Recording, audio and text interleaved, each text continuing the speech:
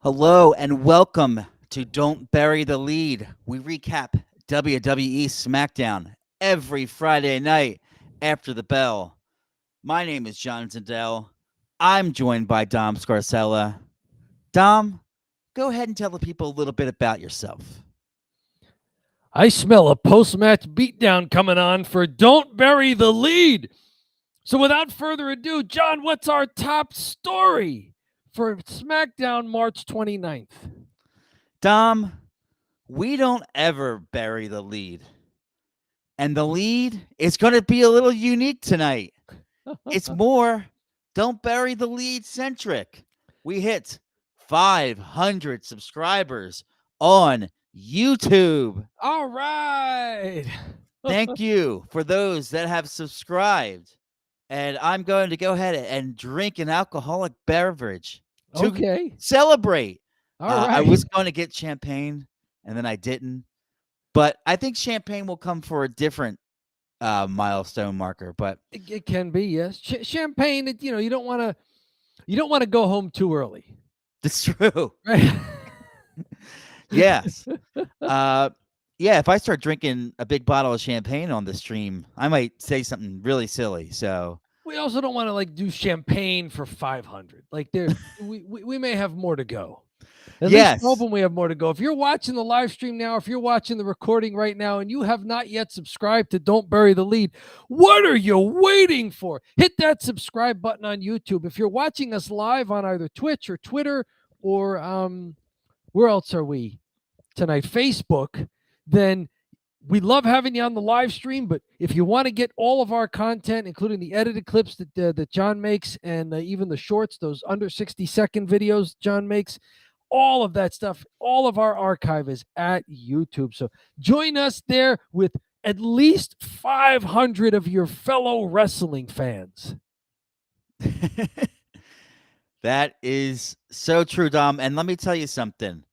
We'll talk about the lead of SmackDown now that we put ourselves over. Sure, yeah. The lead is the main event. We had a match and a schmoz and a segment and kind of a reintroduction to somebody we saw earlier in the night. Mm-hmm. So Bianca Belair versus Dakota Kai, and Bianca Belair goes over, and the rest of Damage Control comes out, and there's a big schmoz, and Naomi comes in for the save, and then also joined by Jade Cargill, who comes in for the save. Yep. So Jade Cargill's debut on SmackDown tonight with a contract signing and a little bit of fisticuffs there at the end. Yes. What'd you think of this segment here? We had a real match and real physicality. We did physicality at the end. That's our theme for tonight. Is relatively short matches, but other physicality outside of the bell-to-bell matches that kind of added to what you were seeing on the screen tonight. I like this main event. Dakota Kai bumping pretty well in this match. Haven't seen her wrestle since she had that knee injury that kept her out for like 9 months or so. Yeah. She's not a strong-looking wrestler. She's thin, but she moves real well. And this reminded me why I really used to like Io Sky and Dakota Kai as the women's tag champs. Yeah. Like, when was the last time you got a really entertaining women's tag match?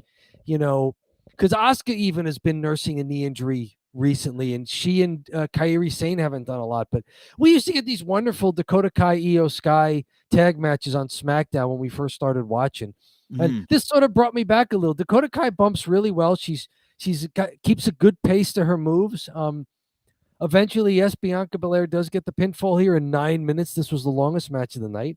And then, like you said, Jade Cargill at the end, they announced last week that we would see her this week. And they gave us that early in the first hour. Not early, but like in the first hour towards the end of it.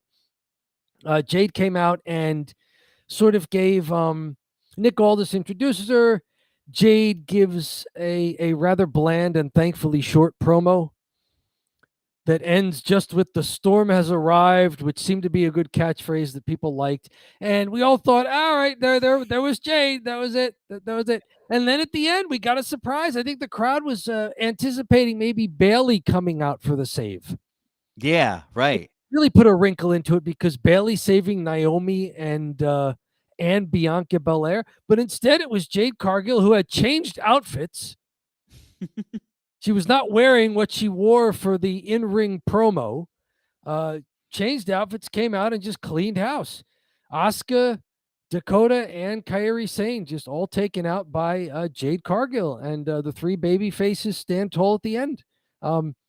Is this what you expected from Jade Cargill's SmackDown debut? We didn't get her in a match, really, but we got her trying to cut a promo, and then we got her just showing off some of her athletic ability.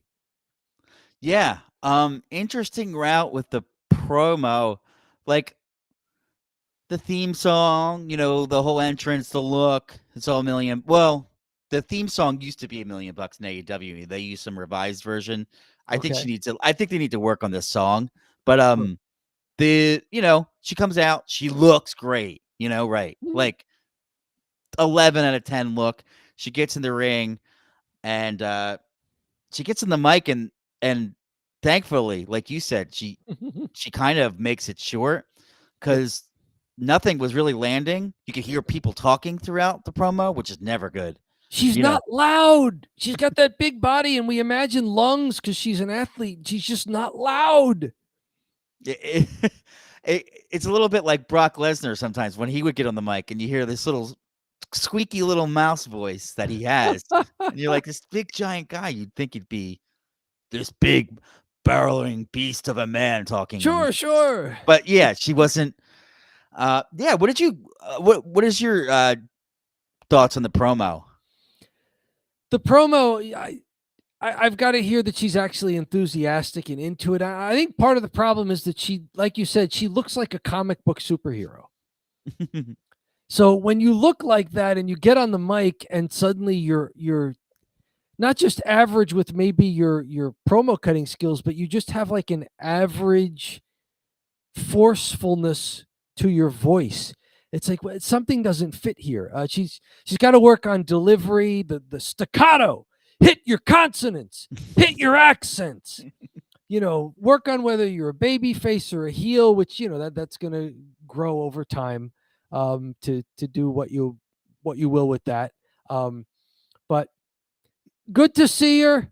And then good to see her actually engage with some of the wrestlers at the very end. So not a disappointment. It was more a case of I just didn't have any expectations.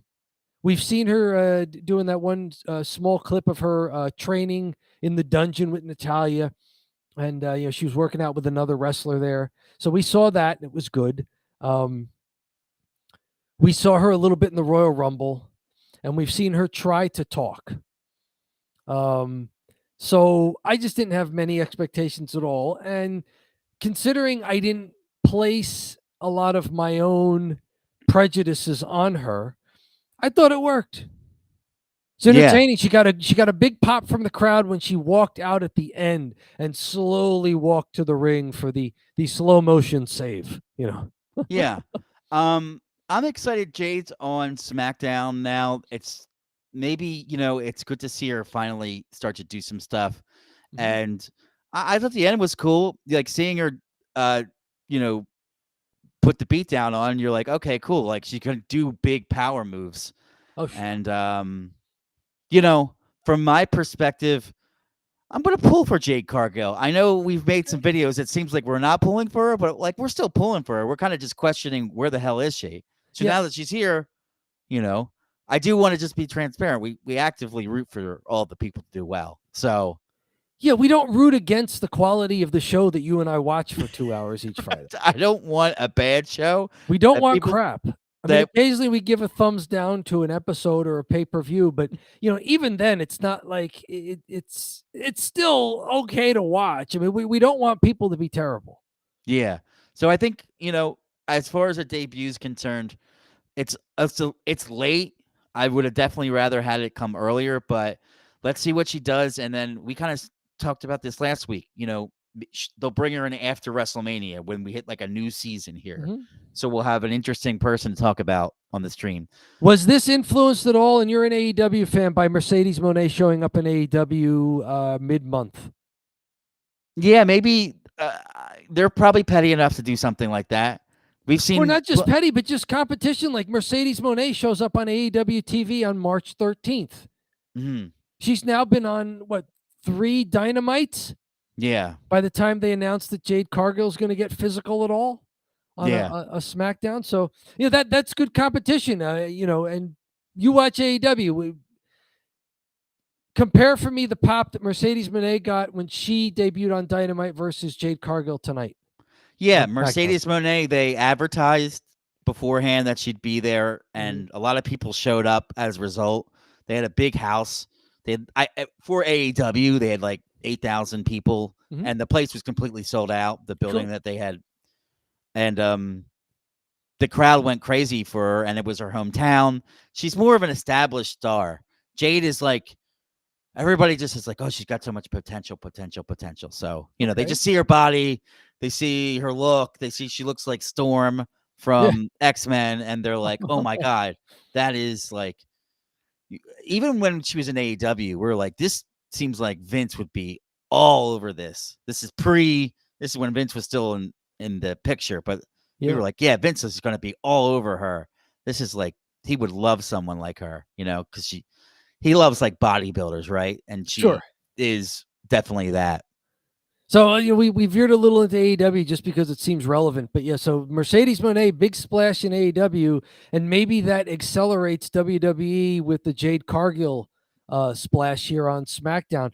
I thought it worked, but it only worked as an introduction. I've got to, obviously, like you brought up the word potential. I've got to see way more than this out of her going forward, but this worked as an introduction. Yeah. You'd want she's literally on some of the billboards for WrestleMania, Jade Cargill. Okay. And it's like, man, you definitely want to see a lot out of her. Like, they probably have a lot invested in her at this point. Sure. So, that was the lead. Anything else about the match you wanted to talk about with Dakota Kai and Bianca? Not a ton. I mean, pretty standard. Bianca wins. She hits a lot of impressive power moves that we see. Eventually hits a second turnbuckle suplex, then recovers and hits the kiss of death for the pinfall. Dakota gave a good showing of herself. It looks like she's back from the knee injury, which bodes well for her and for any programs that she's in. So I like this as a decent main event, but of course, it was the post-match melee that really brought this to main event level, right?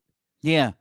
I think it was a pretty good overall main event. And where do you want to head next as we kind of move on to the follow here? I want to head to not a match, if that's okay. Yeah. Right before this, AJ Styles was in the ring cutting a promo, and I just thought this worked so well. Me too. All of this worked well.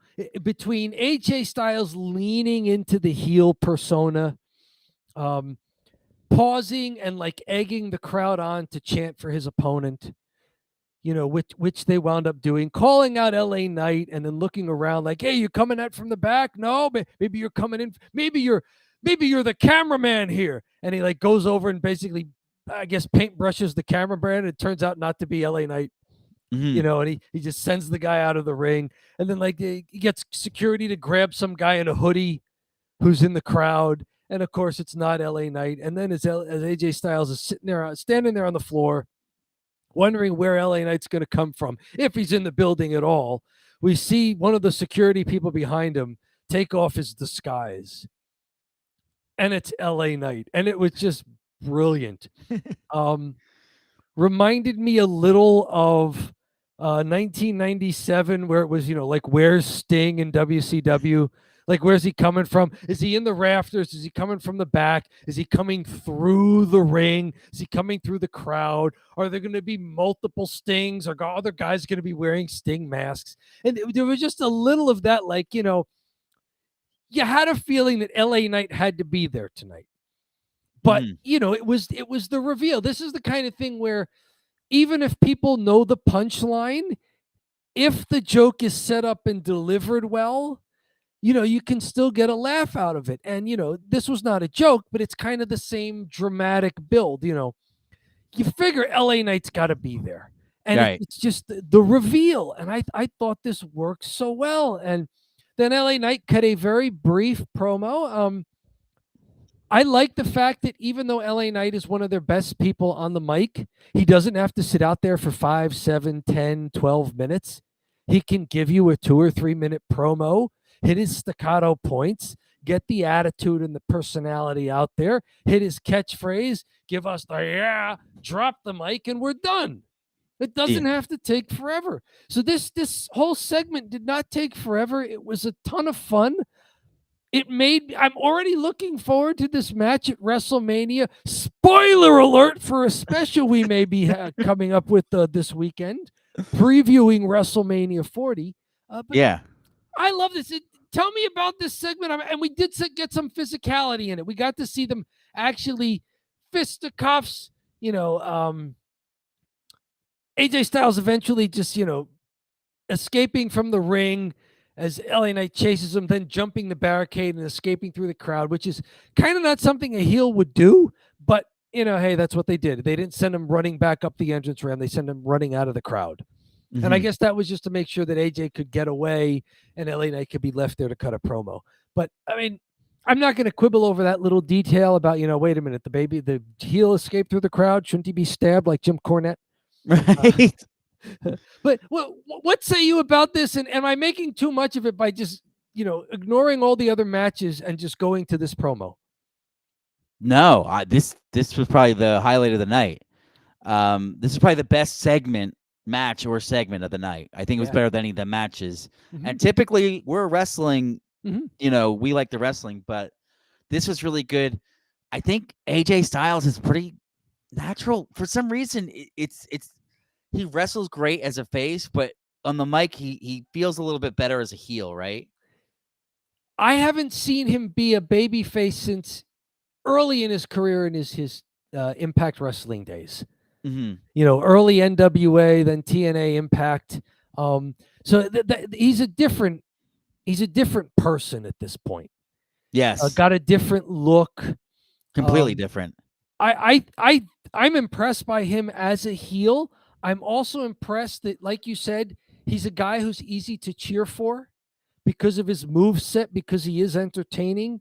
I'm impressed by his ability to bring out the heel in himself and get the crowd behind him as a heel. Not like behind him like they're cheering for him, but behind him as into they're taking the ride with him and treating him like a heel. I think that's the mark of a real pro. Mm-hmm. So I think we got 2 pros here. Do we have anybody in the chat? If we do, or if you're watching the recording and you want to drop us a chat, if you want to drop us a comment, if you're watching the recording of this, tell us about AJ Styles and LA Knight. Are you surprised at how this has turned out? Because a year ago, AJ Styles was supposed to be a big baby face, and LA Knight, they were still trying to pretend that he was a heel. And the crowd made LA Knight a baby face. AJ Styles, being the pro that he is, has been able to turn heel. What say you about this segment and about this match that they're pitching for WrestleMania here? Tell us what you think of it. John and I have told you what we think. You tell us what you think of LA Knight and AJ Styles here. Yeah. So LA Knight, AJ Styles, probably the best segment of the night. Really looking forward to that match at WrestleMania. Not to put a spoiler out there for our other video, but this is probably the best build in SmackDown I can think of. Right? Even, the best build in SmackDown, straight up. Because the 2 main events have been built sort of on Raw and SmackDown and mm-hmm. press conferences. But as for something that we've actually seen come to blows on SmackDown, this is probably the best. And this is maybe the longest running feud. This goes back to last fall, almost last late summer. Mm-hmm. And how solid AJ Styles is and all around good, and then how over LA Knight is. Yep.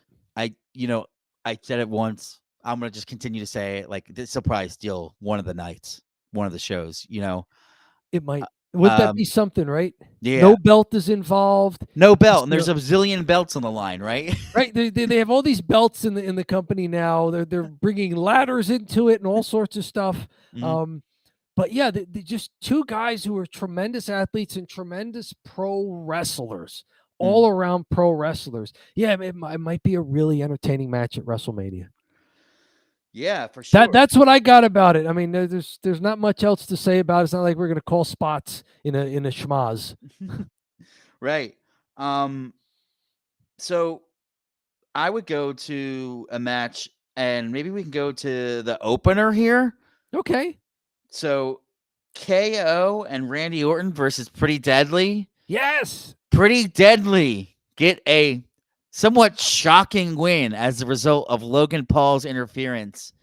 And this is mostly a match about all of Logan Paul's interference, and then Kevin Owens and Randy Orton chasing Logan Paul out of the building, and he jumps into some streetcar and drives away. Looked like a nice red Corvette, maybe. Yeah, Corvette. Yeah.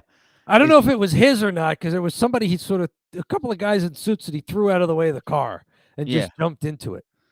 Yeah, whatever the car was, it looks a lot better than modern cars. I don't know what it was, but I was like, oh, this looks pretty cool. But so he drove away, and that he's getting the Logan sucks chance. So what did you think of this little match? Pretty Deadly getting a win, and then Logan Paul's little theatricals at the end there. This was another thing where the post-match melee overshadowed the match. I don't want to bury Pretty Deadly because I do like them. They're entertaining, and it's great to see them get the win after Logan Paul crawls out from under the ring where he had been hiding, as Pretty Deadly has the refs distracted on the outside with Randy Orton, and Logan Paul with the brass knuckles, the big right hand to Kevin Owens' chin. Kit Wilson slithers in and gets the pinfall. Match only goes 7 minutes, but it was entertaining. And then post-match, Randy's like berating Kevin Owens for getting pinned and doesn't know what happened. But then he looks up and sees the video board. There's a replay, and it's of what happened. And now Randy knows what's going on. So this was not the last time we would see the big video board come into play during the show. So maybe this is a new production thing that WWE is doing. And we mentioned in January that Kevin Dunn had retired. He'd been there a long time production guy, maybe second, like right below Triple H in the WWE executive hierarchy, guy who was really responsible for how the shows looked. And we've been noticing that the shows are a little different now. The recorded vignettes are different. Even the live backstage things look different. Some of the in-ring stuff looks different as well. And now it seems like they're really going back to using the video monitors to show people stuff happening backstage to kind of disrupt what's going on in the ring and to clue in the live crowd to what's going on, not just show it to the viewers on TV. So this was fun. Randy winds up seeing on the replay that Logan Paul did it. Now he starts looking around with the crowd like, is he still here? Is he still on the crowds, going, yeah, he's still under the ring. He's still under the ring. So now Randy goes looking outside for Logan Paul, and he drags him out. And, he eventually is going to do something to Logan Paul on the announce table when Pretty Deadly runs back down from way up the entrance ramp because they had hightailed it out of there after winning. And they save Logan Paul, and that leads to Kevin Owens and Randy Orton chasing Logan Paul off. So this was, the match was secondary to the fact that they wanted all three guys in the U.S. title three-way triple threat to be involved in something 8 days before WrestleMania. Too much, not enough, just right. Lot to unpack here. You tell me what you thought of the post-match, the match, and if you were disappointed that it looked like the post-match overshadowed the match. I'll tell you what, Tom. The theme of this show is just we're going home, right? Yes. Like we're going to WrestleMania next week. We're not going to do anything too crazy, and this is just like reinforcing the rivalry, which I thought was good enough. And I do have a soft spot for Pretty Deadly getting a win over Kevin Owens and Randy Orton. That's what it will be written as, which should be like, yes. wait, what? But especially when they showed those WWE video games ratings on the screen there. Like, there's no way Pretty Deadly should be beating Randy Orton and Kevin Owens. Yeah, you would think that like it did Pretty Deadly turn babyface here and like get the big upset. But if you just didn't see the match and just saw like the outcome. But Yeah. ultimately, I thought it was pretty decent. We could probably move on. Yeah, like you said, this night is welcome to Schmaz Fest. There was a match that actually had impact for WrestleMania here. We have the Street Profits versus A-Town Down is what the name of this tag team is, which is Austin Theory and Grayson Waller. Yes, yeah, there were 2 WrestleMania tag team qualifiers to fill out the last 2 spots. And A-Town Down ends up getting the win. Yep.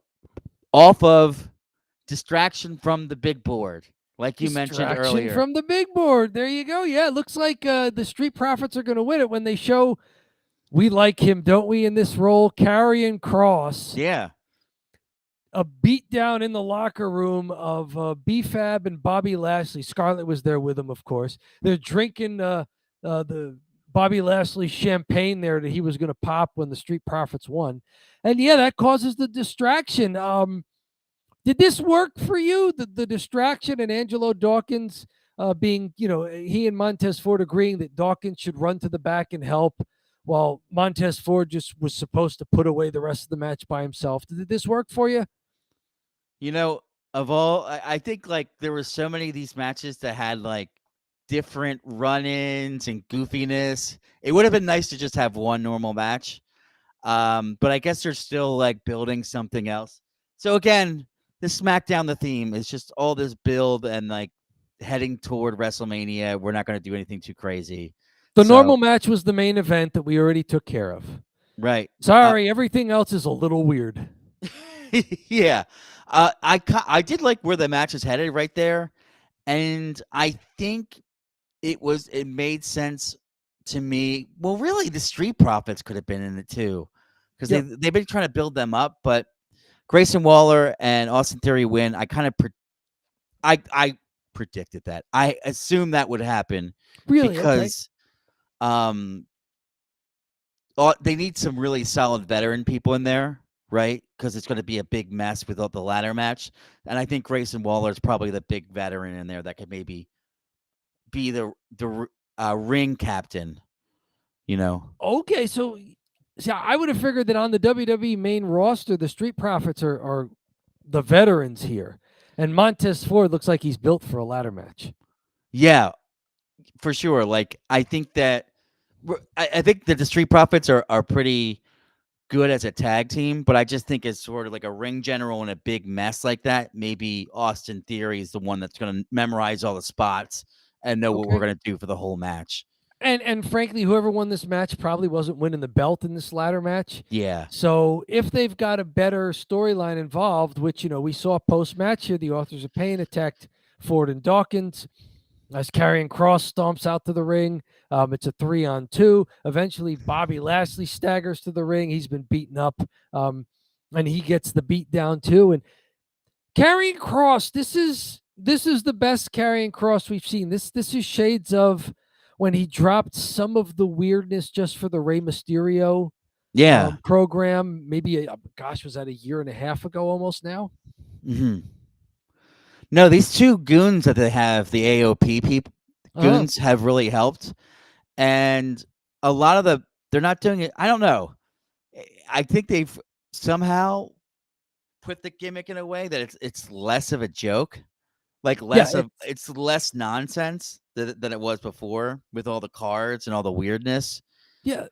These are all stiff wrestlers who can deliver a hard-hitting match. And I think this is the best Karrion Kross we've seen because he's always looked like a guy who is in search of just that extra bit on his persona and his something that would give him a program where he could do what he does best in the ring. And like the big hoss stuff, I think is what fits him. Like trying to throw him into a match, into a 4-way where you've got, Santos Escobar trying to Hurricane Rana him off the second turnbuckle. Yeah. That's not the best Karrion Kross we're going to see. But, this this group here and in a program with big, talented, established stars like the Street Profits and Bobby Lashley, I think this is going to be the best carrying cross. And maybe this is the thing that doesn't get a WrestleMania match, but it's been a decent build, and they'll pick up right with it once WrestleMania is over. Mm-hmm. Maybe they'll be the Andre the Giant Battle Royal, and that'll further their storyline a bit. These guys will all cross paths in there next Friday night. Kind of the WrestleMania Eve. Now that they've made it the Andre the Giant Battle Royal there, which I believe Bobby Lashley won last year, right? I don't know. I forget. Oh, He was yes, supposed to be in the Bray Wyatt program, did. but that got nixed early, and I think Bobby Lashley won the Andre the Giant Battle Royal. Yeah, because As people cheered furiously for LA Knight and booed when he got eliminated. it was like crazy.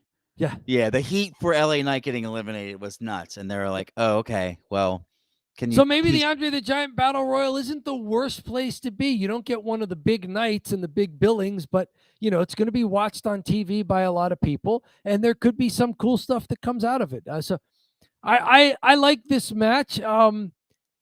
You've kind of talked me into it. I mean, I didn't think Austin Theory and Grayson Waller would be bad in a ladder match, tag team ladder match. But maybe they belong. I mean, if you just need a couple of guys to bump and make it look believable, they've been doing that really as long as we've seen them. Yeah, maybe they're getting a little support as a result of the fact that they have been just taking L's left and right. So they're like, okay, well, you get a WrestleMania match. You get a WrestleMania match and a win tonight, just like Pretty Deadly. And how about our last WrestleMania tag team qualifier tonight? It was Legado del Fantasma versus the New Catch Republic, which is Pete Dunne, the former Butch, and Tyler Bate. And the LDF, it's Angel and Humberto, not Santos Escobar involved in that. Preceding this, which kind of had a role to play in the match because Angel and Humberto wind up getting beat down here. Legado del Fantasma's in the ring, and they're there to thank Dominic Mysterio, and they call him out.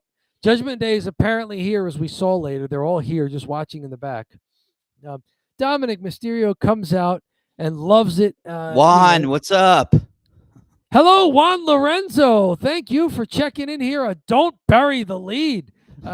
What do you think of the WrestleMania Tag Team Qualifiers? It's the New Catch Republic and Grayson Waller and Austin Theory, who earned those last two spots in the 6-team ladder match for WrestleMania with their wins tonight. New Catch Republic winds up going over LDF after LDF was involved in the melee with the LWO earlier. We'll talk match and then we'll go backwards to the melee. We'll schmaz after match, even though the schmaz happened before the match chronologically tonight.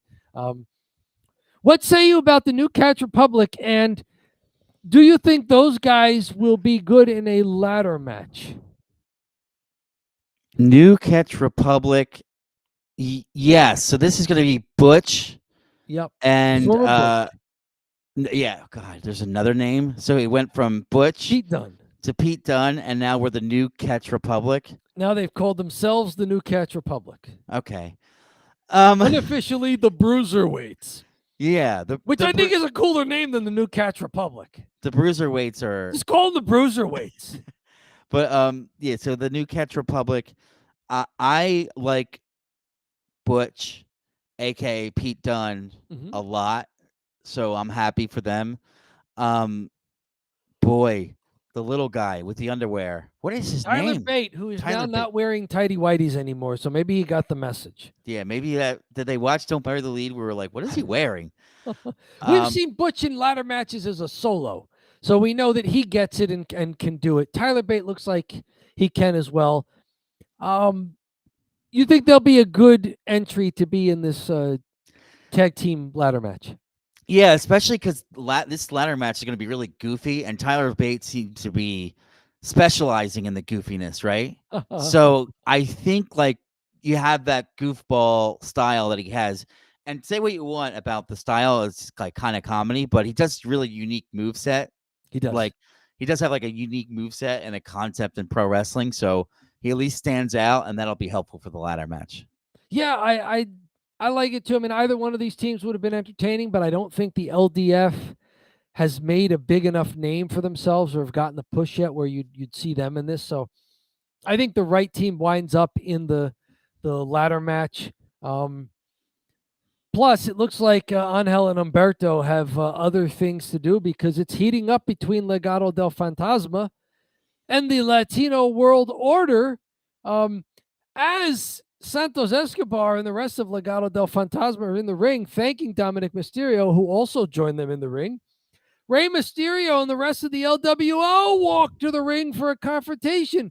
Rey makes a WrestleMania 40 challenge. Santos and Dominic versus Rey and a partner of Rey's choosing. And the crowd is chanting, Carlito, Carlito. And Carlito seems to love it. Like he hears it and he's grinning ear to ear in there, you know.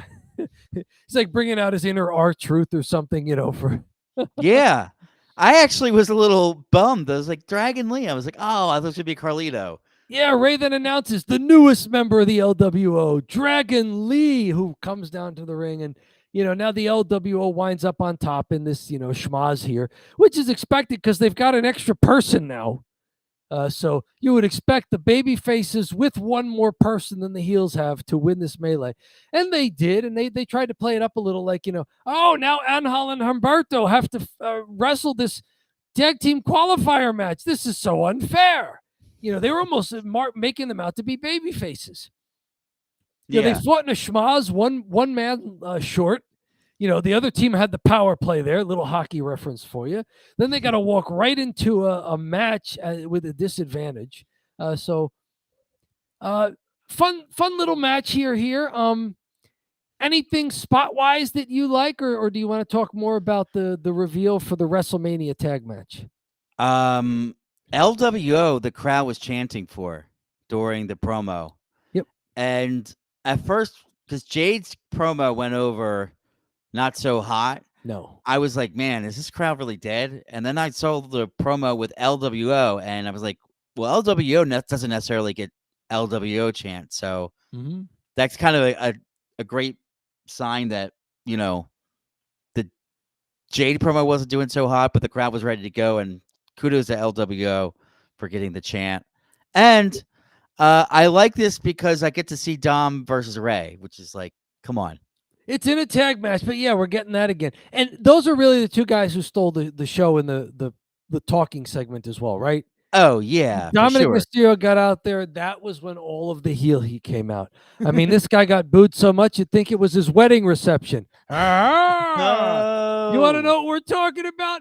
Get onto YouTube to Don't Bury the Lead. Be one of our 500 plus subscribers there and find one of our most recent edited clips that, John, that you made up here about Dominic Mysterio getting booed at his own wedding because he brought some of his wrestling buddies there. And of course, Damian Priest started booing him and got the whole reception to boo him there. So Dominic Mysterio gets real heat.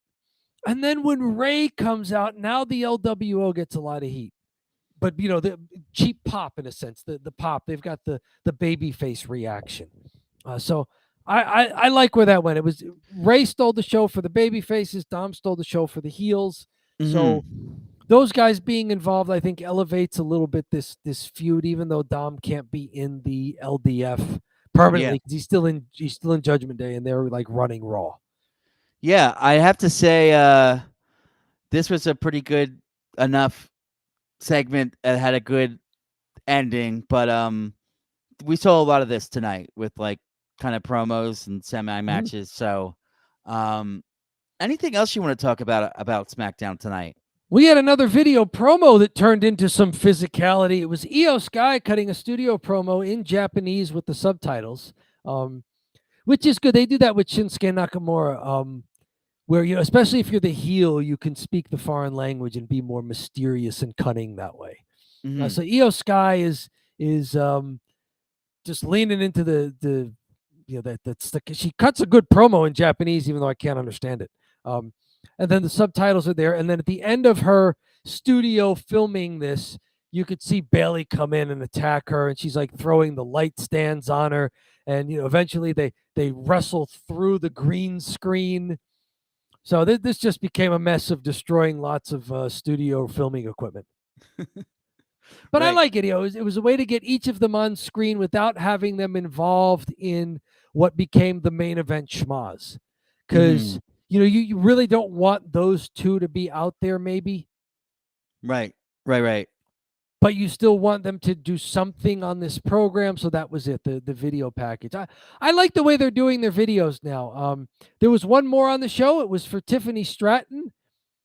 I like her. I like that the WWE has real athletes in their women's division. Like Bianca Belair, real athlete.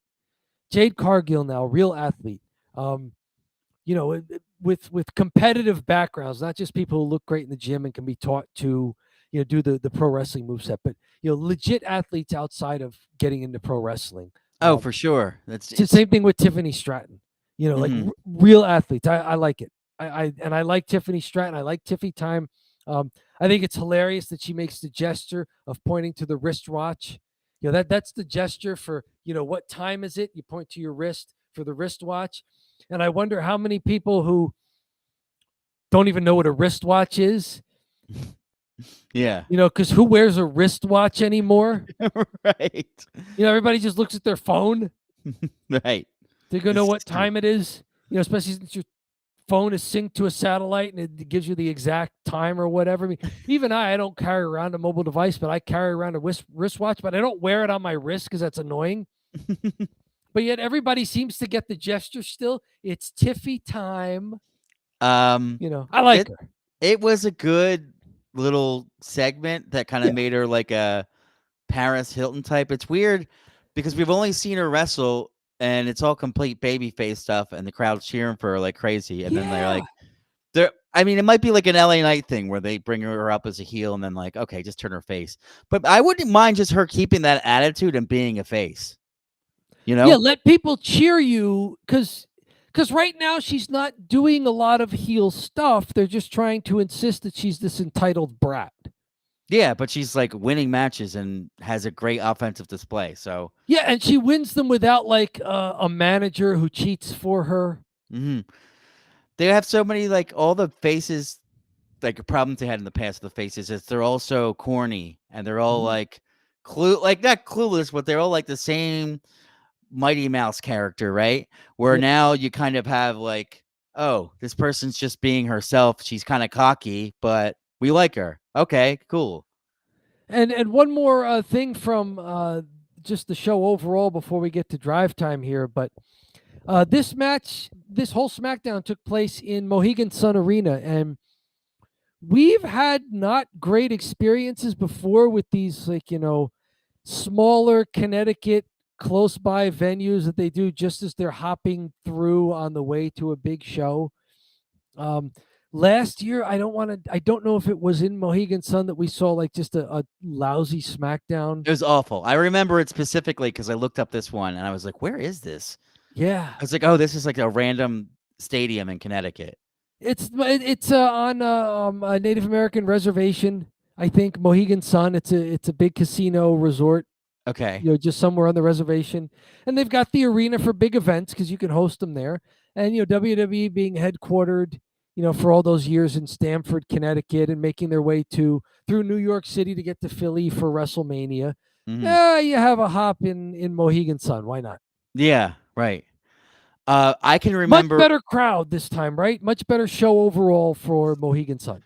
for sure. But I will admit, I looked up where it was at because I did notice during the Jade promo, I was like, they're really not popping too much for Jade, and I thought that people would go crazy for her. They weren't going crazy for her at all. And I was like, I looked it up. I'm like, oh, this is probably a tough place to debut. This Connecticut stadium that is, I mean, for last Probably time small.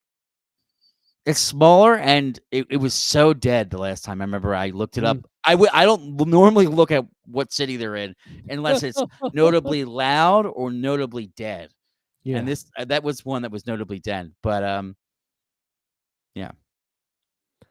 So that's all I wanted to mention there was that I think we got a better crowd from Mohegan Sun Arena this year than we did last year when they stopped at one of these smaller Connecticut arenas on their way to a bigger pay-per-view. So this was fun. I think it's drive time unless you've got anything else you wanted to go into detail with. I was going to say we're going from Connecticut. We're driving down through New York. And we're Yeah. driving to Philadelphia for WrestleMania. Hey, and we may need to hitchhike there and thumb it. It's time for the thumb drive, John. This is where you and I are going to distill this entire SmackDown into a simple thumbs up or a thumbs down. No ties. Can't do a thumb in the middle. We don't do star ratings. We don't do letter grades. We don't do number grades. You're taking this course. Pass, fail. Dom, we're not Dave Meltzer. No. We don't do 5 stars. We don't do 6 stars in the Tokyo Dome. We don't do 2 stars at WrestleMania. We say, hey, listen, this is thumbs up or thumbs down. That's it. So, Dom, are you ready? I am ready, sir. 3, 2, 1. Oh, 2 thumbs up. Why did you give this show a thumbs up, Dom? Despite the limited amount of wrestling we got like 30 minutes total of match time, and that's not counting the fact that it was broken up by commercials. We had a 6-minute match, a 7-minute match, an 8-minute match, and a 9-minute match. We still got lots of other fisticuffs, physicality, match-like programming all over the show, and it all kind of made sense. And I enjoyed it. I think it's not totally the lack of matches that I don't like. It's when there's too much talking that throws the balance off on the show between stuff that delivers tonight and stuff that you're trying to push for the payoff later. Mm-hmm. And I think even though there wasn't a lot of match time in this show, there was a lot of stuff that happened tonight on this show that mattered tonight, and I enjoyed it. That's a great point. There was a lot that happened that kind of got us through to WrestleMania. And I'm going to admit it.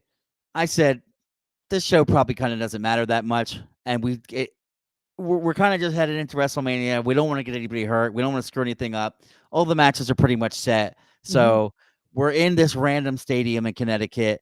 Let's just go out and get some other stuff, like get a little bit more fuel on the fire for some rivalries. But for the most part, we're going to keep it nice and steady.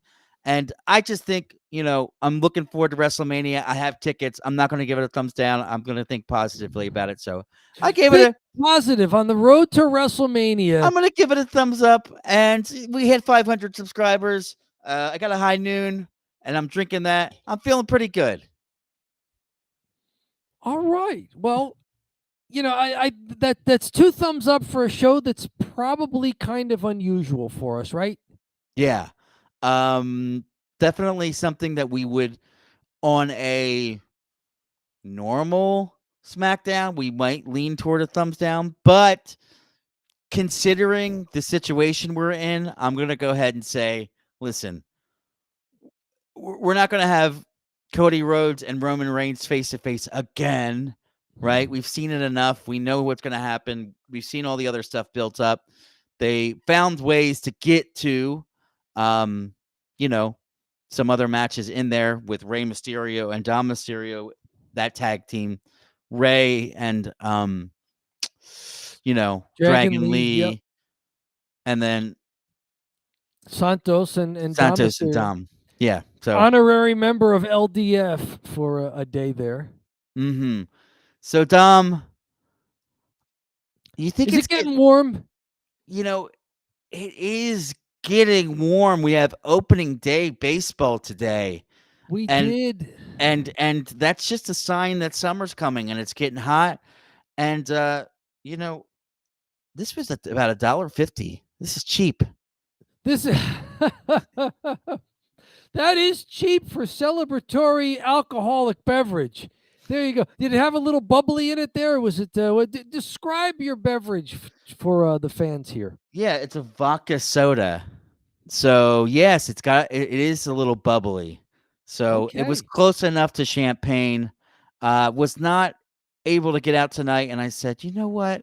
I'll just have one of these. So Anyways, this is our next segment here, which is called It's cheap heat. Cheap Heat.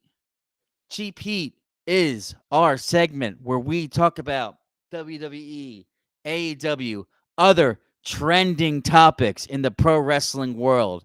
And, what we'll do is we talk about these trending topics. We make shorter clips of them. Dom, he brings up the articles. We walk through them, does a great job with it. And then I'll kind of go and edit it and make shorter videos for our YouTube channel.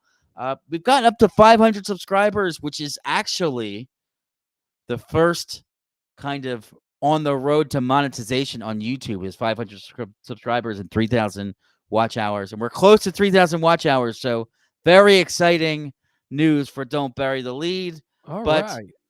let's not bury Cheap Heat here. What's our first story here? Cheap heat at all. You mentioned WrestleMania, the road to WrestleMania, and this is a match that you are probably seeing on Saturday night, right? The main event of Saturday night is going to be featuring The Rock. Cinema Blend here.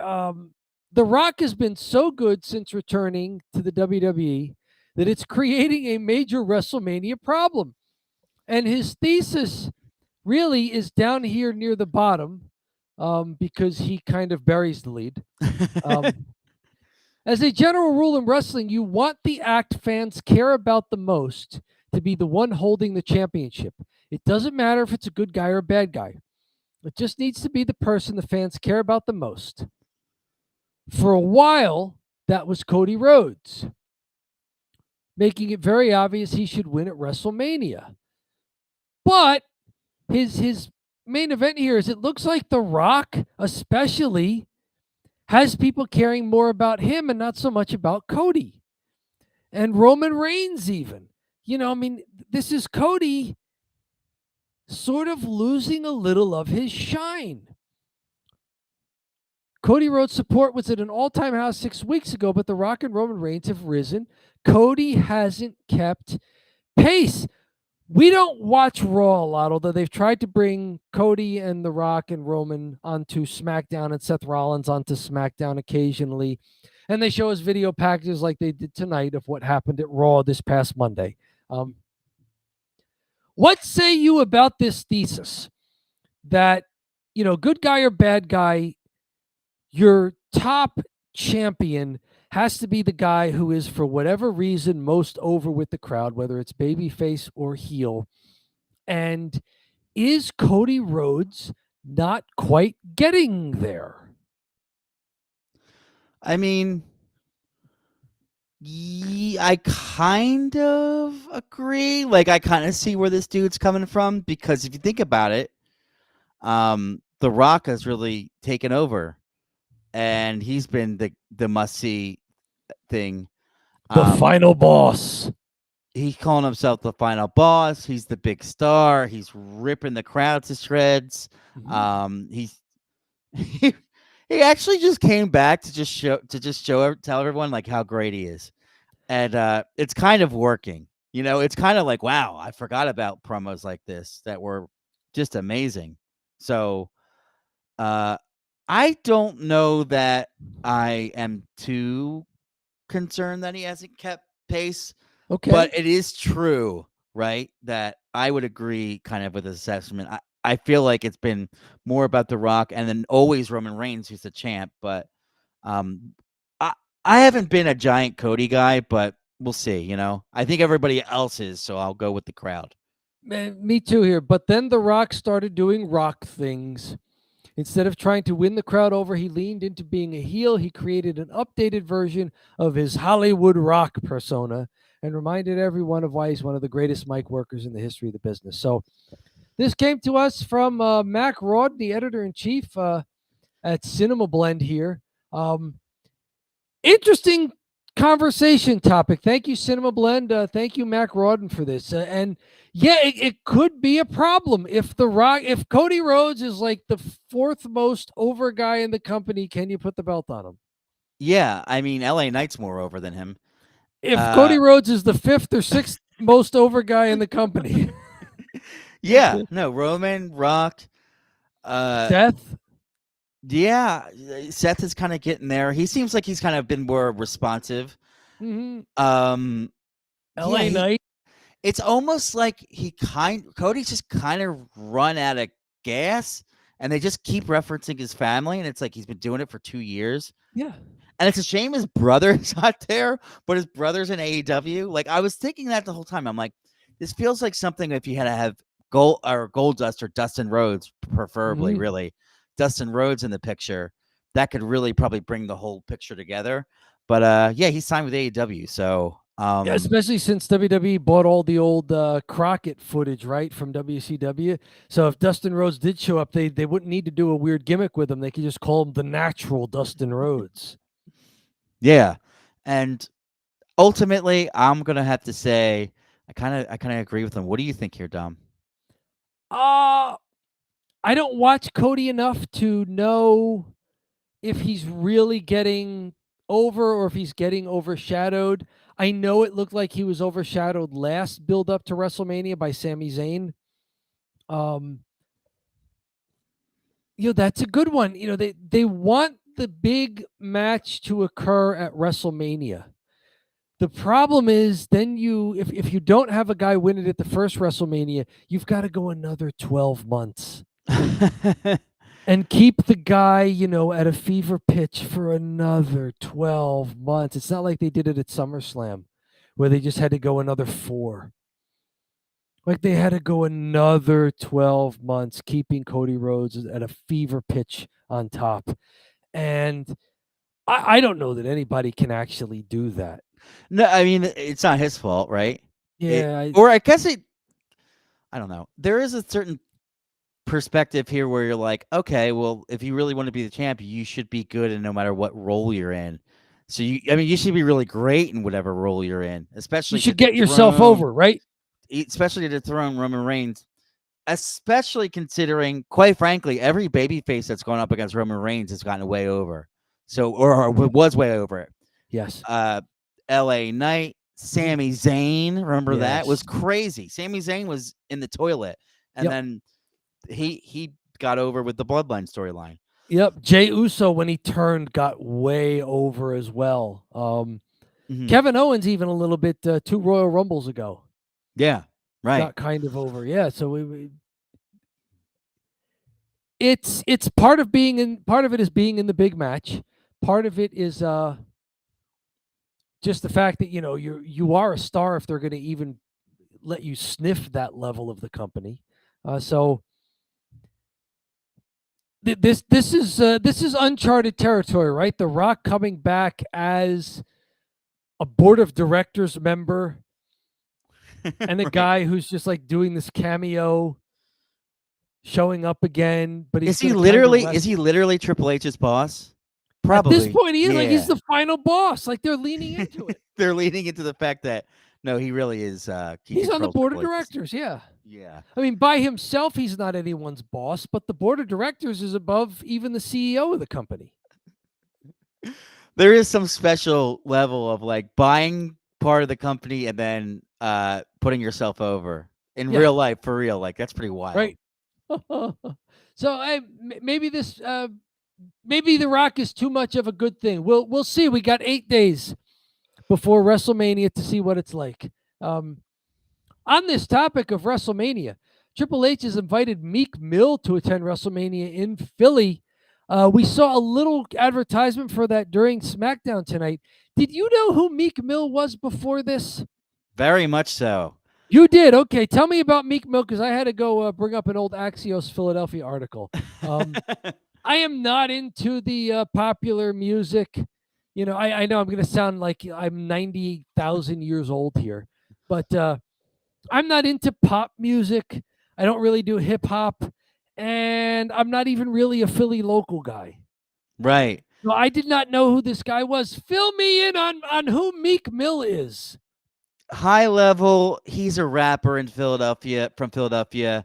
High level, I would say the song that they're featuring is basically one of the Rocky songs from Rocky 1 that he's sort of like remixed, and the Eagles used that when they won the Super Bowl in Super Bowl 52.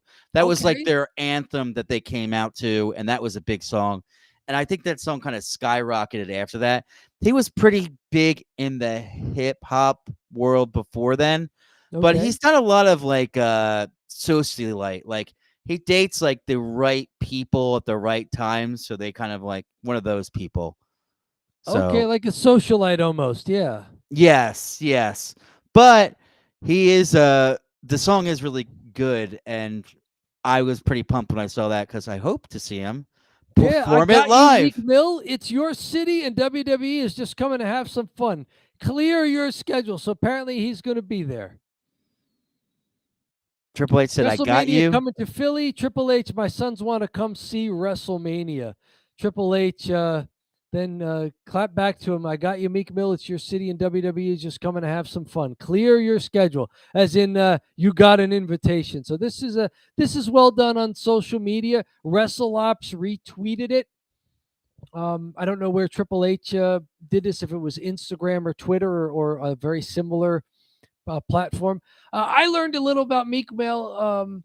He apparently went to prison. He was caught in a sting operation, got sentenced to something, then had a run-in with when he was on parole, went back to prison for 5 years, then got out. He's been kind of about the failure of the war on drugs, maybe. So he's been sort of turned into an activist, or at least his case has been turned into an activist case. I mean, Yeah, I don't want to bring he. too much personal politics into, like, I'm against the drug war, so I'm probably on Meek Mill's side here, unless he was like violent to somebody.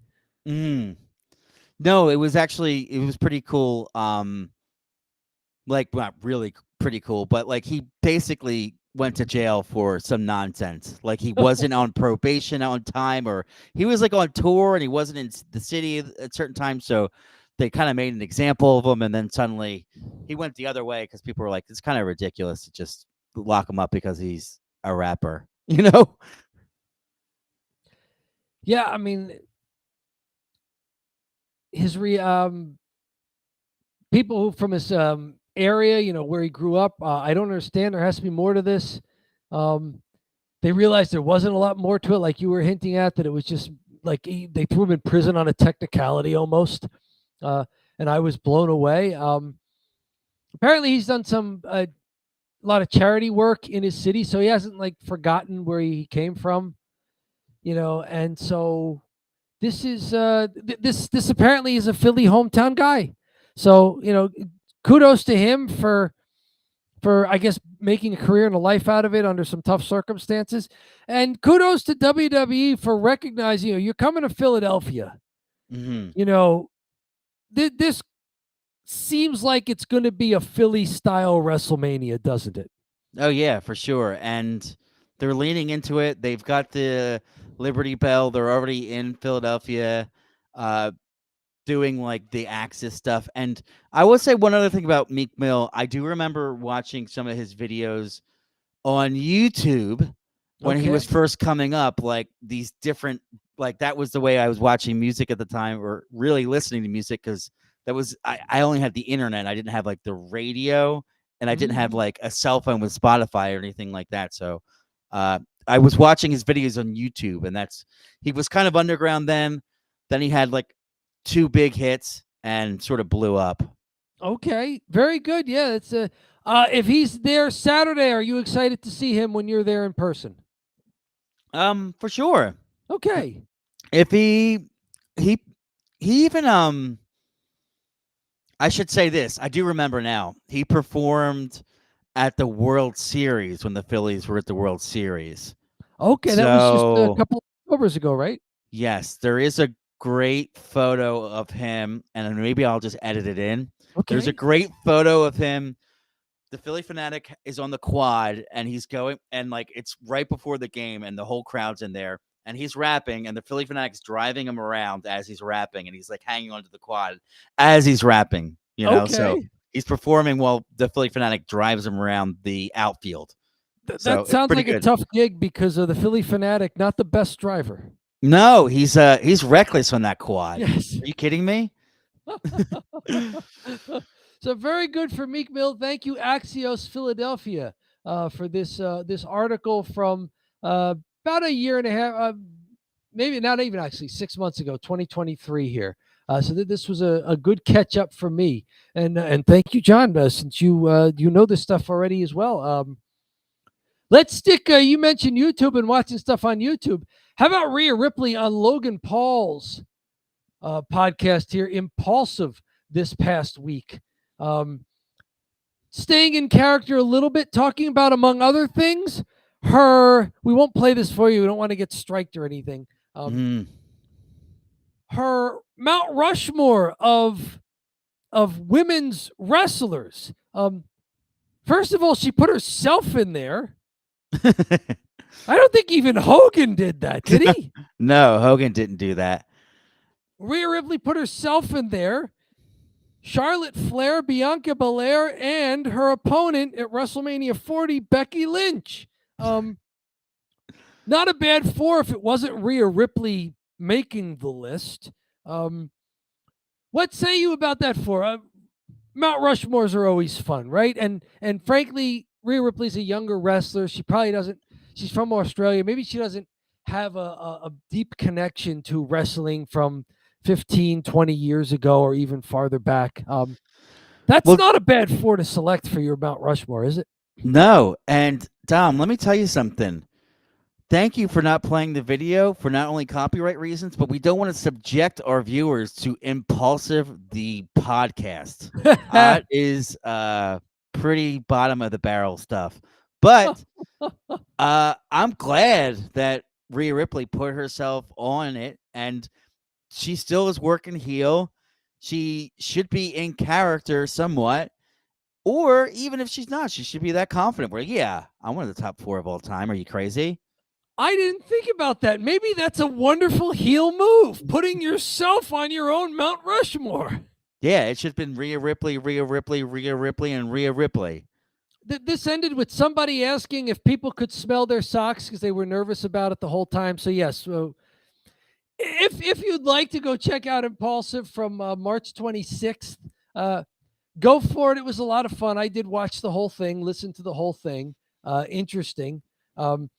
She goes after Becky Lynch a little bit because she has to, and that leads us into Becky Lynch was on the MMA Hour the very next day. MMA Hour with Ariel Helwani, and she's talking about a bunch of things and eventually gets to Rhea Ripley and the fact that maybe Rhea is crossing the line with a few things, like talking about her daughter in some of her promos, like find a way to get heat without doing that. You know, her daughter's 3, I think. Yeah. It's not like, an adult daughter or someone who's, even knows what's going on yet. And then Becky was talking about, the strides that she had to make as part of that group that made pro wrestling legitimate in the WWE again. If you listen to this full interview, which I did and I recommended on MMA Fighting on SBN on YouTube there, she talks about when she was 18 and trying to break into wrestling, she wanted to go to TNA Impact because they treated the women's division, the Knockouts division, with a lot more seriousness and a lot more class than the WWE was treating their divas at the time. But eventually she got hurt there and had to go for another job and made her way back into onto WWE's radar. And when she got there, she was working really hard not to have that diva thing. And she was actually upset with Rhea Ripley for bringing back something like the stink face at a couple of house shows. So I think this is kind of good stuff where she's kind of doing the I wanted to cut you off here. I guess the Resident Evil AMC subscribe. Thank you, Resident Evil. We like it. And I will definitely check out your channel and subscribe to you, Resident Evil. So appreciate you hopping on. Let us know what you think, too, of Becky Lynch, Resident Evil. Yeah, anything from Cheap Heat or from the show, if you saw any of it previously before we got into Cheap Heat here. So, like, Becky Lynch doesn't like that kind of stuff because she's from a time when she was trying to move WWE creative away from that. Mm-hmm. and now it's Rhea just kind of, giving herself the G-string to show off her butt cheeks and then stink face somebody. So there may be some actual heat between Becky Lynch and Rhea Ripley, or maybe not. I mean, towards the end of this, apparently, Rhea Ripley either sent in a video or sent in something where they alerted the host to it, Ariel Helwani, to it towards the end of this, and you can hear them kind of, Becky Lynch almost take that like, oh, whatever. Here she is trying to steal the spotlight again. Mm-hmm. Sure, go ahead, play her little video that she sent in. Yeah. Her little shorts video that she just made to send in. Sure, play it. Why not? And Well, they did. I mean, Dom, if you talk about the other things that Becky was talking about, it kind of blends in where it sounds like she was just shooting on people, right? Yeah. So it sounds like she was burying and shooting a lot of people. So maybe it kind of blends into the story, and it kind of seems like she was shooting on Rhea Ripley. And at least when you have that question mark, right, that's when it gets interesting. Well, let's talk briefly about Vince McMahon and Ronda Rousey. She mentioned that she was unaware of the things happening on the office side of things with Vince McMahon, which I guess is understandable. She probably doesn't go to the office a lot. She's probably not in corporate headquarters, but she really didn't see it. So she was trying to kind of thread the needle there of being appreciative for Vince McMahon for giving her a shot to build a career, but at the same time trying to acknowledge that there was a lot of stuff going on that she and a lot of other people who were performers were just unaware of. So that was one thing. The other thing is she brought up Ronda Rousey and how Ronda Rousey, it was just sort of assumed that she'd be a great wrestler, even though she never trained to be a wrestler. And it just didn't work out. I mean, her first match, which was a tag team match, she did pretty well in. But that may have just been that she was in the ring with excellent people who were able to elevate her. And, her singles run just, it lacked whatever that extra was that, and we noticed that too, right? So, I mean, we're nodding along with Becky Lynch here. We're talking about that. When we were talking about Ronda Rousey, when we were watching, when we first started, she was pretty bad. And it almost looked like she was quiet quitting. It was just she was out there. She didn't know any of the spots. She looked like complete shit, to be honest with you. And then she's such a great athlete in MMA that you're like, well, she gotta have the physical ability to go because she's a UFC champion, but she seemed like really mailing it in, and maybe that's what Becky was alluding to. Yeah, and maybe trying to give her the benefit of the doubt. Like, Ronda just, she didn't go through NXT. She didn't seem to spend a lot of time, say, in the power plant or any training facility. She wasn't in the dungeon with Natalya like Jade Cargill was. The Monster Factory in New Jersey. Anything. Yeah, there we go. Shout out to South Jersey. Here we go. Right. So people just kind of assume, maybe like, you just brought up, oh, she's a great athlete. She does combat sports for a living, and she's been a champion of that. She's been an Olympic medalist. We don't have to train her. Just throw her in there. She knows what she's doing. Right. And there's a craft to doing pro wrestling. Uh-huh. It's like any other sport. They're not interchangeable. A great basketball player is not necessarily going to be a great baseball player. Mm-hmm. Not necessarily going to be a great football player, a great soccer player, a great hockey player. Being good at mixed martial arts doesn't necessarily mean you're going to get what it means to be in pro wrestling. Except for Logan Paul, who's got like 6 matches under his belt, and they're like, yeah, he's really good, But no, I know, I agree. It's, if you do it at a high level like they do, you're going to notice even the slightest imperfection. So she has to be good at it. And she had many imperfections when we were watching her. I mean, it was brutal. One more thing here from the more part of this. Becky Lynch was saying, I don't know if this is a shoot or work, that she's currently has not renewed her contract. It's set to expire in 2 months. There have been rumors floating around that Drew McIntyre is in the same boat. in 2024, where there's social media and podcasts and just people know this kind of stuff, is that a bad look for the WWE that you've got two people on your big show in title matches who they may be gone in a couple of months? And it almost takes the suspension of disbelief out of the match, where you can't put the belt on somebody who you're not renewing past May. Now it's crazy to see with WWE wrestlers, because AEW wrestlers have just been also talking whatever sort of discrepancy they have with AEW. They just say it on the podcast, which is insane. Some way lesser wrestlers, and I don't want to get too far off on a tangent here, but there's a wrestler, Joey Janela, and he went on a podcast and was complaining about AEW, and this guy's a complete nobody from, and he was like kind of from like the mud show scene in New Jersey, and he got signed by AEW. He was like on their intro of the show and everything like that. He wrestled John Moxley, and you could just tell, like, dude, you can't. And he really was like kind of sloppy and not. I mean, kind of subjective here. I'm just kind of saying my 2 cents, but he wasn't so great. But and he goes on a podcast and he's like, "Oh yeah, like me and Tony, we haven't talked in a while. My contract's up, blah blah blah blah." And then Tony got pissed and just didn't re-sign him. It's like, you can't. But I think it's just the norm now, where they really can go on these podcasts and they just talk about their contract negotiations, which is insane. Yeah, and there's always somebody who's willing to bring them on to talk about it, right? Yeah, I just don't know. I guess they don't really get like press conference training, and then they just start getting comfortable, and then suddenly, I know this guy does it a lot. What's his name? Ariel? The guy this that guy from MMA, Ariel Helwani. Yeah, Ariel Helwani. He's a guy that will ask the tough questions, right? Yeah, this seemed like a pretty good conversation. They were threading the needle between work and shoot here. Yeah, I mean that Ariel, Tony Khan had an interview with him, and Ariel just kept asking him all kinds of tough questions about CM Punk, and he's like, "I can't talk about it." Okay. And then Ariel was like, "Oh, it's a terrible interview," and then Tony freaked out about that.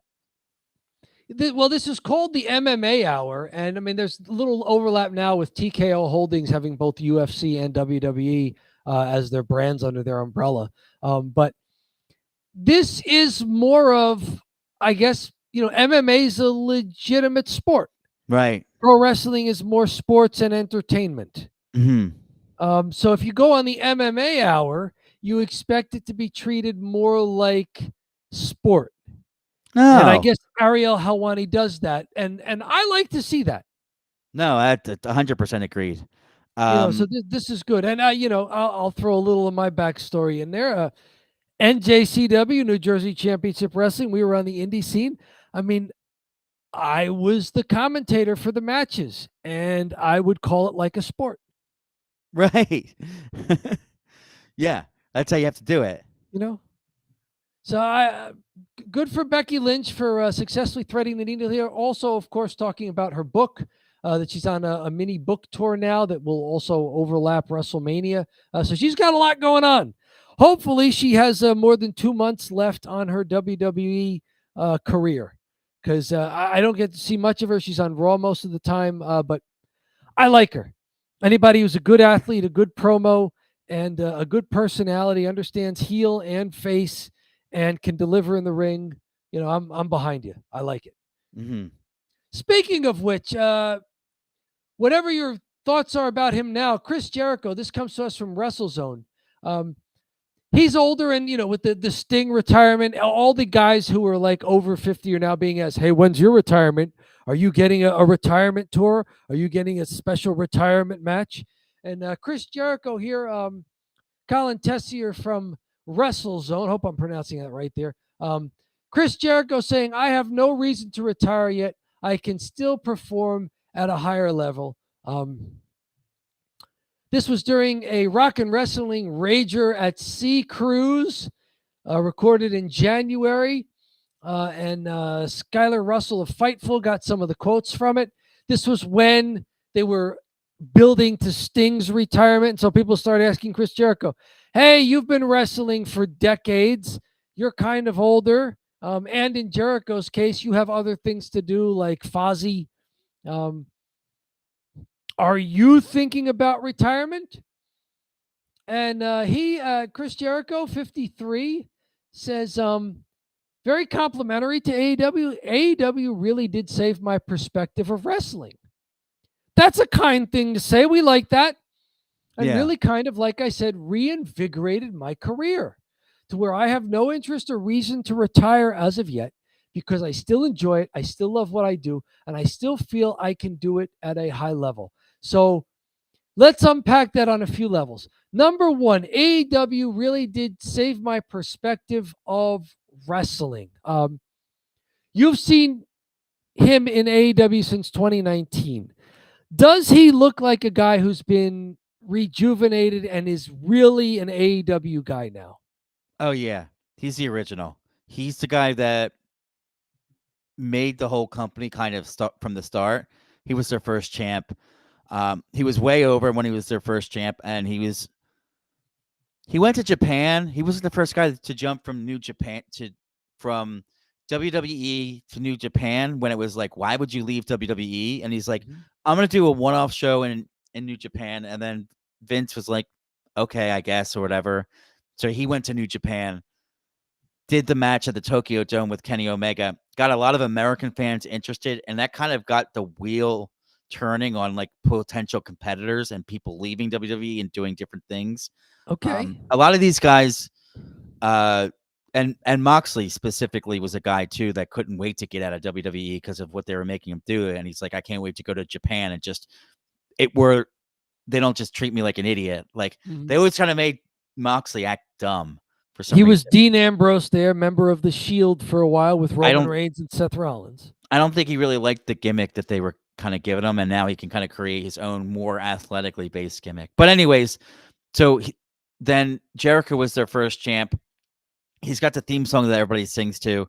Okay. There is an aspect of Jericho, and we've talked about it before, where the internet seems to really trash him right now. And it's one of these things where even the crowd isn't so as hot as they used to be for him because he hasn't taken a break in forever. So I think he just needs like a couple months away, and then if he came back like that, that would be good. But I think he still wrestles at a high enough level that he needs to retire. Okay, that was the second thing I was going to ask you. I still feel that I still do it at a high level. I can still have the best match of the night on any given night, not every night, but any given night. Yeah, agreed. I think he's good enough. Okay. My retirement match will be whatever storyline we have when that moment comes. It could be tomorrow. It could be 10 years. So, and then he took some inspiration from Sting. I mean, Sting is freaking 65, and he's retiring in a couple of months. So I can still have some time left, right? He's doing a lot more than Sting. Yes. I mean, he's really bumping, and Sting was kind of just standing around punching and then also going through tables. Like that was all he was doing. Which is crazy, right? Like he would just do a crazy random high spot. And I was like, whoa, that's all he does? He really rewrote the playbook of like how really old men should wrestle. In a sense, he did, right? And on the other hand, Jericho is trying to retain what he did 20 years ago. Yeah, it's still the same style, right? But is he pulling it off? Have you noticed him changing his style a little bit? Because a lot of the greats have done. I mean, Steve Austin had to do it because of injury, but other guys like Ric Flair, Sting, as they wrestled later in their career, a lot of them did change a little bit what their style was. The Undertaker, he's not doing the Hurricane Rana off the top ropes necessarily. Good for him. And one of the things is like his finisher is he whips a guy up against a rope and he does like the back elbow. Like that's all it is. He just goes like this and does a back elbow to their face, and that like knocks him out. So he's doing like a lot simpler finishes. Okay, does he like handspring into it like Muda and Tiffany Stratton? No, he doesn't do it like Muda. Okay. Or Tiffany Stratton. Yes. Okay, but good to see Chris Jericho. Yeah, he's But I have to admit, I'm a huge Jericho fan, so Good. I'm a little biased. That's all right. We're allowed to be a little biased. It's pro wrestling. You're supposed to like it. We're supposed to like it, and hey, we like Chris Jericho. That's all I got. If you're watching in the live stream or you're watching us on recording, hit us in the chat or hit us in the comments. Is there anything we missed from Cheap Heat that you wanted to see us talk about? Anything we did talk about? Do you have a different take than we had? Tell us in the comments. Do you agree? Do you disagree? Did we do a pretty good job here? A not so good job here? Did we knock it out of the park? Did we whiff entirely? Let us know. It's fun for us to hear from you guys, especially about Cheap Heat, because this is when we really, John and I, we watch one show. I mean, we can watch other shows during the week, but we really just hardcore watch one show a week. But of course, the world of pro wrestling, big time pro wrestling, is bigger than just SmackDown. It's even bigger than just the WWE. And Cheap Heat gives us a chance to talk about more of the things happening in the great industry of pro wrestling. And let me tell you something, Dom. We watch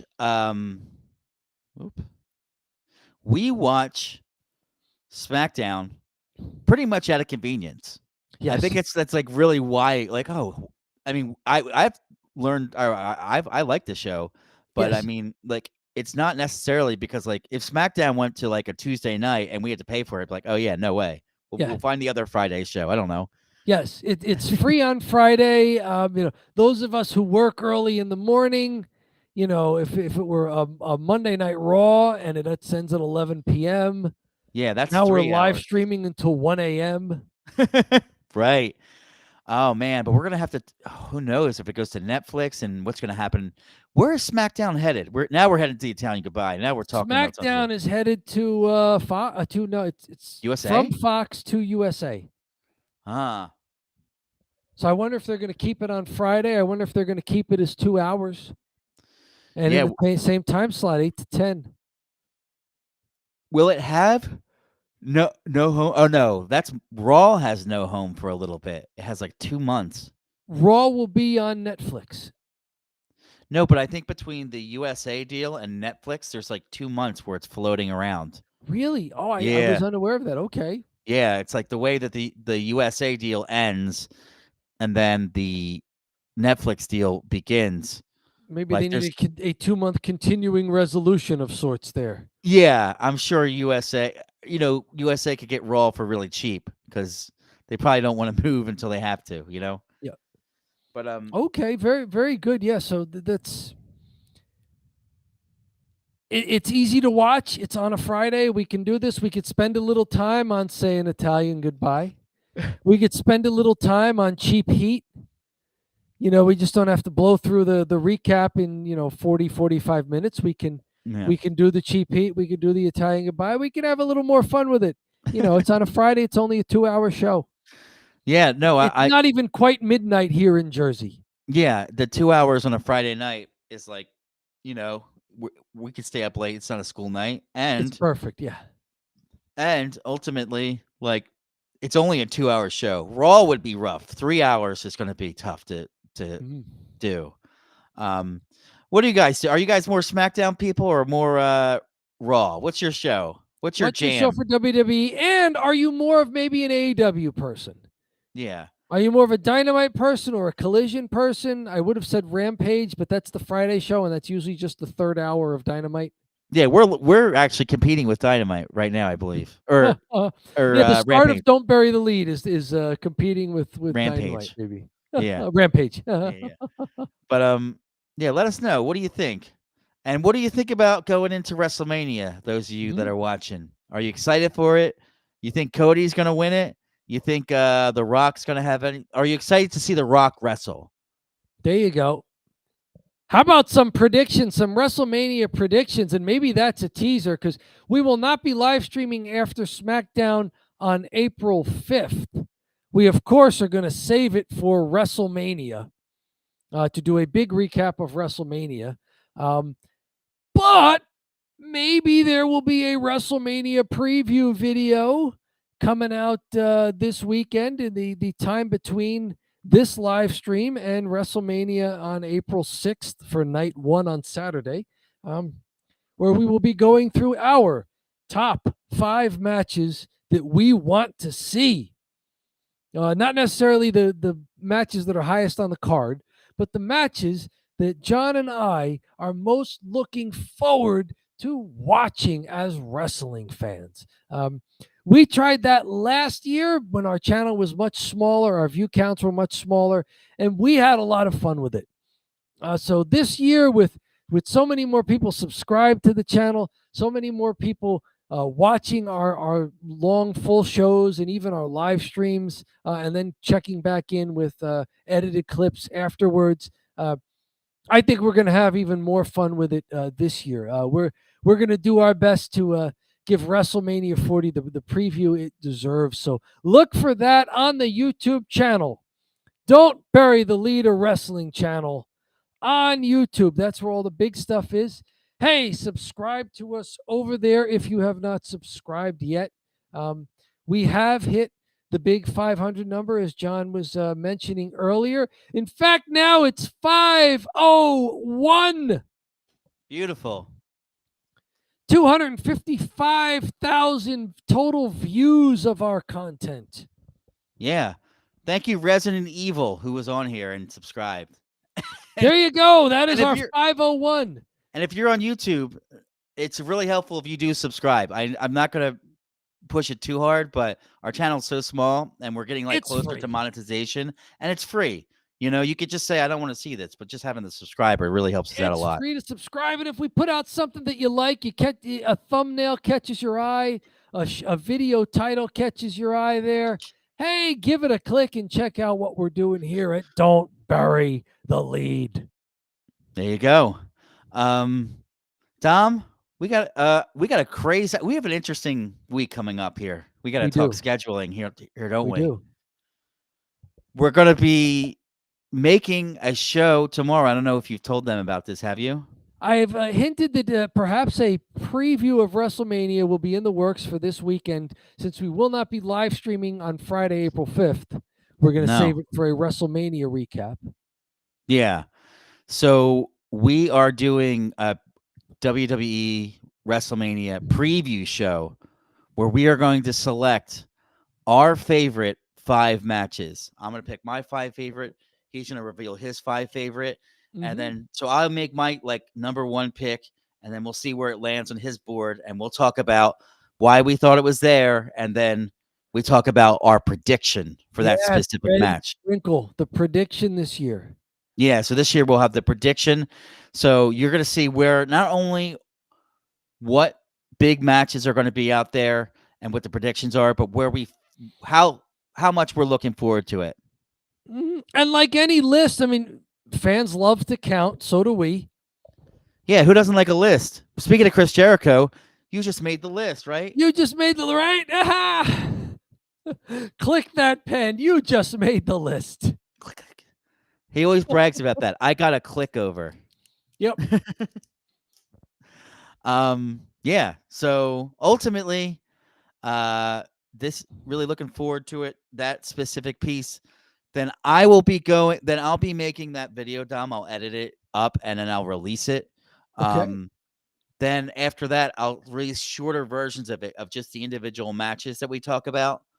So then after that, I'll be going to WrestleMania. Yes. On Saturday, and we will on the channel look out for the following: WWE entrance music. If you're into that, if you're into what's happening there, I'm taking video and I'm loading it up immediately to get as many views as possible. So, hey, Roman Reigns and The Rock come out. I'll tape it, put it right up into the cloud there on YouTube. That sounds like, because you've been to wrestling shows before, but, to be at a show that we're going to be recapping on Don't Bury the Lead, that's an added wrinkle as well. Right. So we like that. This is going to be a lot of fun. I will be tuning in to WrestleMania on Saturday. But I will also be keeping an eye on the Don't Bury the Lead channel on YouTube to see when a new video pops in from, you're there as not only a fan in the audience, you're there as a member of the press. This is true. I almost considered trying to get press credentials because I have seen a YouTuber. He's bigger than us, but he's not that big, and he's got a press credential. I should see. His name is Suplex, Sooplex. Let's look at his page, shall we? Okay. Well, if we've passed 500, in fact, we are working on our next 500 subscribers since we hit 501. Thank you to our subscriber tonight, our Resident Evil AMC. Sounds like a heel name. That's a good pro wrestling heel there. Resident Evil. Thank you for that. So this is Suplex. Share, and he's got good videos. You could check out his shorts are good. He's at 79,000 subscribers, which is great. Don't get me wrong, but he's not like he's not like Mr. Beast or something like that. And he was able to get 79,000 is a lot. Oh yeah, no, that's really impressive. Cool stuff. Let's see the videos. Latest is 8,000, 3,000, 8,000, 16,000. We're not too far. We're getting a couple thousand videos. We're pretty, but 8,000 is a lot. Oh, I like that. 79,000 subscribers, getting a press credential for a pro wrestling show. That we hope to be there someday ourselves. Yeah, and Suplex, the videos are good.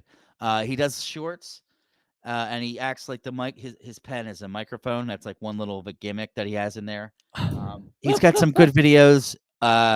He does like comedy skits. I don't know if you've ever seen these, Dom, where basically I have not. Is he in the R-Truth Sami Zayn mold? No, he does skits where he is the only actor, and then there's the camera on him, and he plays two different people. And like sometimes he's like, and basically the skits are like, "Oh, you still watch wrestling, man?" And it's like, "Yeah, dude, I still like it. It's still good." And then something embarrassing happens. The guy's like, "Oh, okay, that's weird." That's the gist of it. Something weird happens, like Grayson Waller has the Grayson Waller effect, and they're watching that, and they're like, "Oh, okay, that's this guy. You still watching this, man?" Okay, but yeah, that's the stuff that he does on his channel. But all right, well, yeah, we will when we go backstage, maybe we'll do a few more prep work for our WrestleMania preview, since we do have to add at least one match, and we'll see if there's another match that WWE has a good graphic for us to add as well. Yeah. So I do have a question. Do you want to just end stream and then do it, or should we stay on the stream and do it? I don't want to give away too much on the stream. I mean, we should entice people to come back for, the real thing when we do it. Yeah, we've got a couple people on YouTube, a person on Twitch. So guys, hey, thanks so much for watching. We really appreciate it. Look out for us at 1 a.m. A video is releasing. So we won't be gone for too long. At 1 a.m. we're gonna have a new video releasing. Check that out. And then in addition to that, we're gonna be putting out a bunch of content over the course of the week, and we should be back on the live stream. What, like Sunday, Dom? One of these days, yeah, maybe Saturday or Sunday. We'll find some time this weekend to do it. Because Saturday I'll be at the show. Well, yes. So for our WrestleMania recap, you don't want to do a Saturday. You'll just load up things that you're on site with, and then after Sunday we'll recap both days. Yeah, I guess maybe what we could do is maybe we could do like a Monday night recap, or because it'll be late on Sunday by the time the second night ends. Let's see how we're feeling, and maybe we could just do the lead and do a 10-minute, 7-minute video. We've done that in the past, and just pump that out. Yeah. Or we could do the full show, and we'll see. Anyways, let's check out our stuff here. So, Italian Goodbye, we're really getting into it tonight. Um, 500 subscribers. That's really helpful. Everybody else dropped because I said we were leaving, so everybody just left. So there's nobody. All right. Well, thanks for watching. And Dom, I'll talk to you in A few minutes. All right. Bye bye. Oh wait, got to do the gimmick. All right, Dom. Have a great rest of your evening.